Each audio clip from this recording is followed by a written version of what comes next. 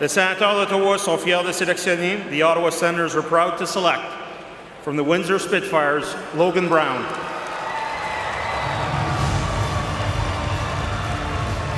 And they go at the bulk up front. Well, and let's go back to our stories, develop. We talked about the three Finns, and now we go back to St. Louis. Here we go again. We had Matthew Tkachuk, we had Clayton Keller, and now we had Logan Brown. All these kids know each other. They all grew up together, playing together.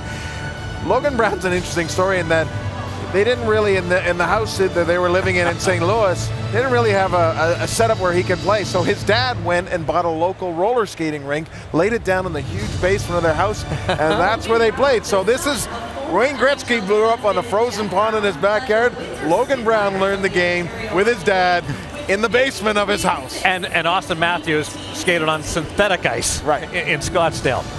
Logan Brown's a very interesting story to me, and he's polarizing, as you talked about it, Damien, for several reasons. Let's start first with the option to choose whether he's going to play for Canada or for the U.S. Well, at the Ivan Hlinka, it's a non-sanctioned IIHF event, so you can play for anybody there. In fact, he didn't end up making that Ivan Hlinka team for Canada.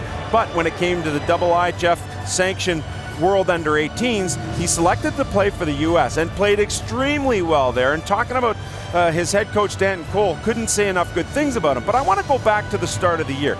Everyone projected this guy to be a top 15 pick. And he started the year, and you looked at his game, he was a little soft, he didn't play with much bite, he didn't shoot the puck much, he didn't get involved in the corners and some of the tougher areas on the ice. We went to the prospects game, he scored a goal, he had 3 shots on goal in that game, was a +1. And for me, that was the springboard where this guy's game absolutely took off. He went in the second half, he scored 13 of his 21 goals in the second half. He started to apply himself physically. The acquisition of Brendan Lemieux, who played on his line, forced him to become a shooter. We already knew he was a good skater, a good puck distributor, but when he added the physical element and the shooting element in the second half, that's what brought him back to the spot he's getting drafted right now at 11. Daniel Alfredson, arm in arm with him, and that gives you an idea of how big he is. But I think that might be a bit of a negative connotation if you need a guy like Brendan Lemieux to drag you into games and get you engaged and get you to play a little bit more jam.